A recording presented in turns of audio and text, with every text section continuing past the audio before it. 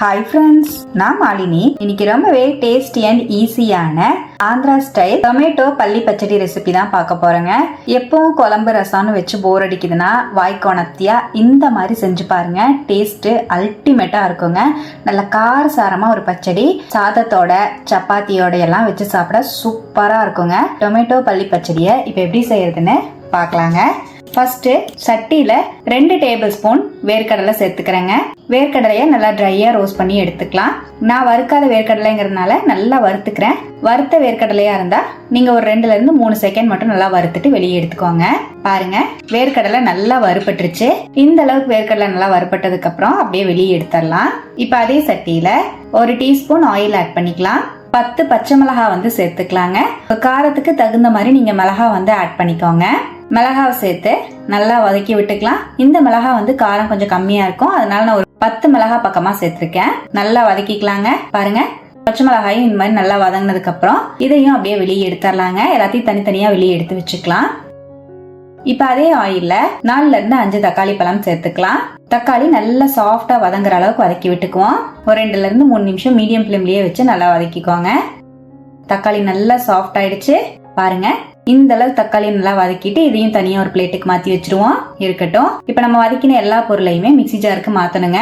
First mixie ஜார்ல நம்ம வறுத்து வச்சிருக்கிற வேர்க்கடலையை ஆட் பண்ணிட்டு நல்லா நைஸா அரைச்சு எடுத்துட்டு வந்துடலாங்க. ரொம்ப நைஸா அரைக்காம கொஞ்சம் குறகுறன்னு தெரியற மாதிரி அரைச்சு எடுத்துக்கலாம். பாருங்க, வேர்க்கடலை இந்த மாதிரி அரைச்சிட்டேன். இதோடவே நம்ம வதக்கி வச்சிருக்கிற பச்சை மிளகாவையும் சேர்த்துக்கலாங்க. நம்ம சட்னி கரைக்கிற மாதிரி நைஸா அரைக்க வேண்டாம். பாருங்க, இந்த மாதிரி அரைச்சி எடுத்துட்டேன். எல்லாத்தையுமே நம்ம தனித்தனியா ஏன் அரைக்கிறோம்னா ஒவ்வொன்றும் ஒவ்வொரு மாதிரி அரைப்படும். அதனாலதான் ஒட்டுக்கா அரைச்சிட்டோம்னா நமக்கு சட்னி மாதிரி ஆயிடும். இப்ப இதோடவே நம்ம வதக்கி வச்சிருக்க தக்காளியையும் சேர்த்துக்கலாம். 1 டீஸ்பூன் ஜீரகம் சேர்த்துக்கலாம். நல்லா அரைச்சு எடுத்துட்டு வந்துடலாங்க. பாருங்க, இதோட ஒரு பெரிய வெங்காயத்தை கட் பண்ணி ஆட் பண்ணிக்கலாம். 1 டீஸ்பூன் உப்பு சேர்த்துக்கலாங்க. நான் கல்லுப்பு ஆட் பண்ணிருக்கேன். இதையும் பல்ஸ் மோட்ல ஒரு 2 வாட்டி அரைச்சு எடுத்துக்கலாம்.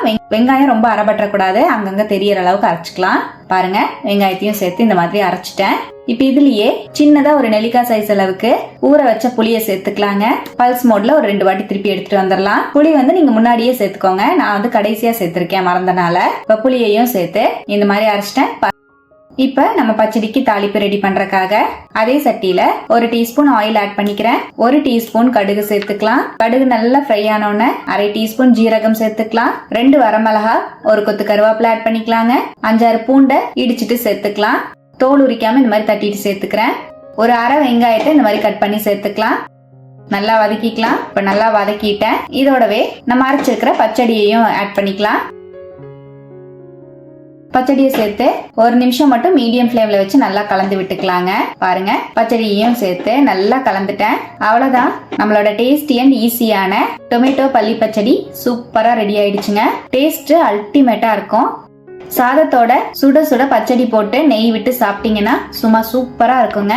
எப்பவும் குழம்பு ரசம் சாம்பார்னு வச்சு சாப்பிடறத விட இந்த மாதிரி செஞ்சு பாருங்க. வீட்டுல இருக்கிறவங்க எல்லாருக்குமே டிஃப்ரெண்டா நல்லா என்ஜாய் பண்ணி சாப்பிடுவாங்க. ட்ரை பண்ணி பார்த்துட்டு எப்படி வந்ததுன்னு கமெண்ட்ல மறக்காம என் கூட ஷேர் பண்ணுங்க. நம்ம சேனலை இப்பதான் ஃபர்ஸ்ட் டைம் பாக்குறீங்கன்னா சப்ஸ்கிரைப் பண்ணி பக்கத்துல இருக்கிற பெல் ஐக்கானை பிரஸ் பண்ணி வச்சுக்கோங்க. லைக் பண்ணிக்கோங்க. ஃப்ரெண்ட்ஸ் அண்ட் ஃபேமிலியோட ஷேர் பண்ண மறக்காதீங்க ஃப்ரெண்ட்ஸ். தேங்க்யூ.